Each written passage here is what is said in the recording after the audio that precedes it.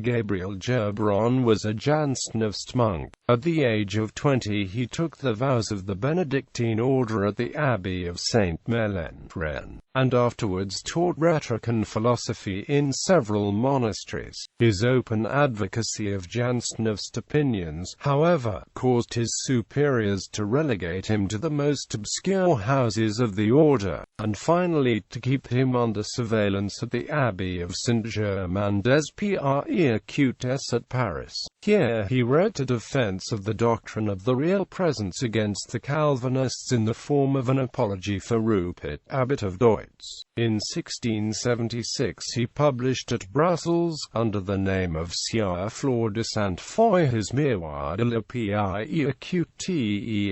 chrétienne, an enlarged edition of which appeared at Legion the following year. This was condemned by certain archbishops and theologians as the repetition of the 5 condemned propositions of Jansen, and Gerberon defended it, under the name of Abbé Valentin in Le Miroir Saint-Tache. He had by this time aroused against him the full fury of the Jesuits, and at their instigation a royal provost was sent to Corbie to arrest him. He had, however, just time to escape, and fled to the Low Countries, where he lived in various towns. He was invited by the Jansenist clergy to Holland, where he wrote another controversial work against the Protestants, Défense de l'Église romaine contre la calomnie des Protestants. This produced unpleasantness with the Reformed clergy, and feeling himself no longer safe he returned to Brussels. In 1700 he published his History of Jansenism, considered a dry work, by which, however, he is best remembered. He adhered firmly to the Augustinian doctrine of predestination, and on the 30th of May 1703 he was arrested at Brussels at the instance of the Archbishop of Mechelen, and ordered to subscribe the condemnation of the 5 sentences of Jansen. On his refusal, he was handed over to his superiors and imprisoned in the citadel of Amiens and afterwards at Vincennes. Every sort of pressure was brought to bear upon him to make his submission, and at last, broken in health and spirit, he consented to sign a formula which the Cardinal d'Hannoy claimed as a recantation. Upon this he was released in 1710.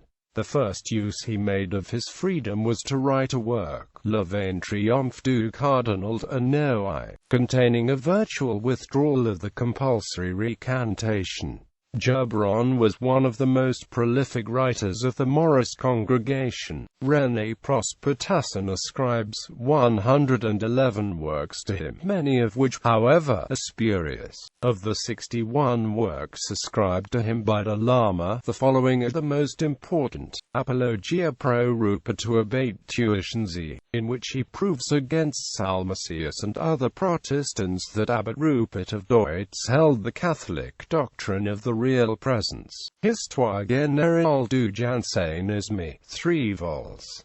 Acta Mariae Mercatoris, Histoire de la robe sans couture de N. S.J. Acute Jesus Christ, qui est révéré dans l'Église des Benedictines d'Argenteuil. His chief Jansenistic work is Le Miroir de la Paix acute chrétienne. He also edited the works of Saint Anselm, Anselme opera omnia, Necna nid Merriman archi cantua, Historia Novorum alia opuscula.